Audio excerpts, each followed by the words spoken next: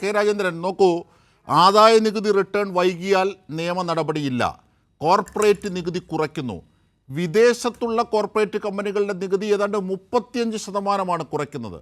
ഈ ആഗോളീകരണ കാലത്ത് സ്വാഭാവികമായും ഒരു പട്ടിണി രാജ്യം അല്ലെങ്കിൽ ഇത്രയും ജനങ്ങളുള്ള ഒരു മൂന്നാം ലോക രാജ്യത്തിൻ്റെ ഭാഗമായി നിൽക്കുന്ന ഇന്ത്യക്ക് അത്തരത്തിൽ ചില ഇളവുകൾ ചെയ്യേണ്ടി വരും നിക്ഷേപങ്ങളെ ആകർഷിക്കാൻ. പ്രത്യേകിച്ച് ചൈനീസ് നിക്ഷേപങ്ങൾ ഇവിടെ വല്ലാതെ ആകർഷിക്കുന്നതായ ഒരു നിർദ്ദേശം ഈ സർവേയിൽ ഉണ്ടായിരുന്നു, സാമ്പത്തിക സർവേയിൽ. അതിൻ്റെ ഒരു തുടർച്ചയായി അതിനെ കാണേണ്ടേ ആധുനിക കാലത്ത്? ഇതിനകത്ത് മോദി സർക്കാർ അധികാരത്തിൽ വന്നതിന് ശേഷം ഈ ക്രമാനുഗതമായി കോർപ്പറേറ്റ് നികുതി കുറച്ചുകൊണ്ടിരിക്കുകയാണ്. അതിനകത്ത് നമ്മൾ ഏറ്റവും ശ്രദ്ധേയമായ വസ്തുത എന്തെന്നാൽ കഴിഞ്ഞ ഈ ബജറ്റല്ല, ഇതിന് തൊട്ട് മുമ്പുള്ള കേന്ദ്ര ബജറ്റോടുകൂടി ഈ നികുതി ഘടനയിൽ നികുതി വരുമാനത്തിൽ ഒരു കാര്യമായ മാറ്റം വന്നു. ഇതേവരെയുള്ള ഒരു ഇന്ത്യയുടെ ഒരു ചരിത്രം പരിശോധിച്ച് കഴിഞ്ഞാൽ ഏറ്റവും ആദ്യ ബജറ്റ് തൊട്ട് ഇതേവരെയുള്ളൊരു 2024 വരെയുള്ളൊരു ചരിത്രം പരിശോധിച്ച് കഴിഞ്ഞാൽ നമ്മുടെ ആകെയുള്ള നികുതി വരുമാനത്തിലെ കൂടുതലും കോർപ്പറേറ്റ് നികുതിയില്ലായിരുന്നു. കോർപ്പറേറ്റ് നികുതിയുണ്ട്, അതോടൊപ്പം തന്നെ ആദായ നികുതിയുണ്ട്. ആദായ നികുതിയേക്കാൾ എത്രയോ കൂടുതലായിരുന്നു കോർപ്പറേറ്റ് നികുതി. എന്നാൽ ഈ കോർപ്പറേറ്റ് നികുതി കുറച്ച് ഇപ്പോഴത്തെ ഒരു അവസ്ഥ എന്തെന്നാൽ കൂടുതൽ ആദായ നികുതിയാണ്.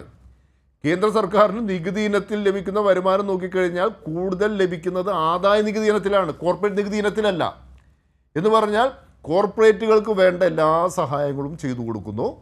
എന്നാൽ മാത്രമേ നിക്ഷേപം ഉണ്ടാകൂ, തൊഴിലവസരങ്ങൾ എന്നാലേ കൂടൂ. അതാണ് അവർ കാണുന്നത്. അങ്ങനെ തൊഴിലവസരങ്ങൾ കൂടുന്നില്ല. ഇതിനകത്ത് കോർപ്പറേറ്റുകൾക്ക് വേണ്ടിയുള്ള നികുതി കുറയ്ക്കുന്നു, എന്നാൽ അതേസമയം തൊഴിലില്ലായ്മ ഇവിടെ അതിരൂക്ഷമാണ്. മാത്രമല്ല ഈ പല കോർപ്പറേറ്റ് കമ്പനികൾ അത് അംബാനി ആയാലും അദാനി ആയാലും അവരൊക്കെ ഇപ്പോൾ എവിടെയാണ് പുതിയ നിക്ഷേപം നടത്തുന്നത്? ഇന്ത്യക്ക് പുറത്താണ് ഇവരുടെ എല്ലാം തന്നെ പല പുതിയ നിക്ഷേപങ്ങളും നടക്കുന്നത്. അപ്പോൾ ഇവിടെ അതിനെ സ്വാഭാവികമായി ഇങ്ങോട്ടേക്ക് ആകർഷിക്കാൻ കഴിയും, അതായിരിക്കും ഉദ്ദേശം.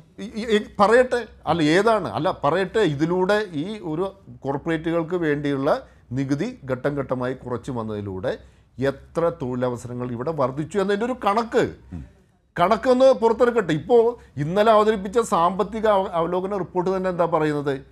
രാജ്യത്ത് പുതിയ തൊഴിലവസരങ്ങൾ വർദ്ധിപ്പിക്കണം, തൊഴിലില്ലായ്മ ഒരു അടിസ്ഥാന പ്രശ്നമാണെന്ന് പറയുന്നു.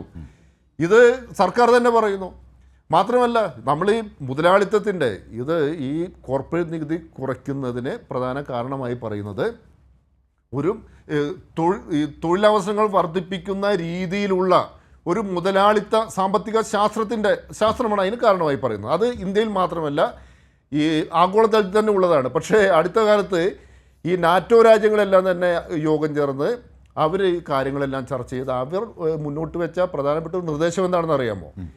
എല്ലാ രാജ്യങ്ങളും തന്നെ ആ രാജ്യങ്ങളിലെ സമ്പന്നർക്ക് മേൽ അതായത് $100 കോടി കൂടുതൽ $100 കോടി മുകളിൽ ആസ്തിയുള്ള സമ്പന്നർക്ക് മേൽ 2% വെൽത്ത് ടാക്സ് ഏർപ്പെടുത്തണമെന്നാണ്. ഇത് പറയുന്നത് ഈ സോഷ്യലിസ്റ്റ് രാജ്യങ്ങളല്ല, ഇത് പറയുന്നത് അമേരിക്ക, ഇംഗ്ലണ്ട്, ഫ്രാൻസ് തുടങ്ങിയ ഈ മുതലാളിത്ത രാജ്യങ്ങളാണ് ഇത് പറയുന്നത്. വെൽത്ത് ടാക്സ് ചുമത്തണം. അപ്പോൾ സാർവദേശീയ തലത്തിൽ ഇന്നത്തെ ഈ മുതലാളിത്ത രാജ്യങ്ങളുടെ പ്രധാനപ്പെട്ട ഒരു ആവശ്യമെന്ന് പറഞ്ഞാൽ സമ്പന്നർക്ക് മേൽ 2% വെൽത്ത് ടാക്സ് പ്രത്യേകമായി ചുമത്തണമെന്നാണ് പറയുന്നത്. ആ സമയത്താണ് ഈ നമ്മുടെ ഇന്ത്യയെ പോലുള്ള രാജ്യത്ത് ഇത് കൂട്ടുകയല്ല മറിച്ച് ഇത് കുറയ്ക്കുകയാണ് ചെയ്യുന്നത്.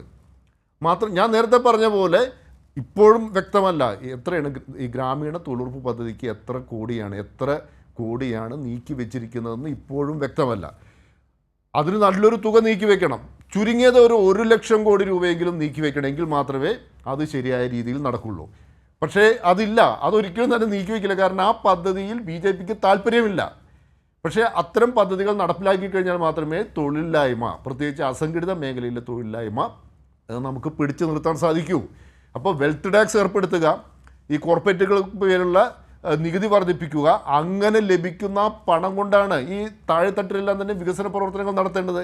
അതിനുള്ള യാതൊരു ശ്രമവും നടന്നതായി നമുക്ക് ഇതുവരെ ലഭ്യമായ വിവരങ്ങളിൽ നമുക്ക് അങ്ങനെ ഒരു വിവരം തന്നെ ഇതുവരെ ലഭ്യമായിട്ടില്ല. എനിക്ക് തോന്നുന്നില്ല. കാരണം ഈ ഗ്രാമീണ തൊഴിലുറപ്പ് പദ്ധതിക്കൊക്കെയുള്ള വിഹിതം കൂട്ടിക്കഴിഞ്ഞാൽ ധനമന്ത്രി തന്നെ അത് പറയേണ്ടതാണ്, ധനമന്ത്രി പ്രഖ്യാപിക്കേണ്ടതാണ്. ഇതിനുള്ള പണം ഇത്ര വർദ്ധിപ്പിച്ചിരിക്കുന്നു എന്ന് പറയേണ്ടതാണ്. അങ്ങനെ ഒരു പ്രഖ്യാപനം ഉണ്ടായിട്ടില്ല. മിക്കവാറും അത് കുറയ്ക്കാനാണ് സാധ്യത. തീർച്ചയായും അത് നേരത്തെ തന്നെ മോദി സർക്കാർ നേരിടുന്ന ക്രോണി ക്യാപിറ്റൽസ്, അതായത് ചങ്ങാത്ത മുതലാളിത്തം എന്നതിനെ ഊട്ടി ഉറപ്പിക്കുന്ന ഘടകമായി തന്നെയാണ് കെ രാജേന്ദ്രൻ ഈ കാര്യങ്ങൾ കാണുന്നത്. നമുക്ക് അതിലേക്ക് എത്താം.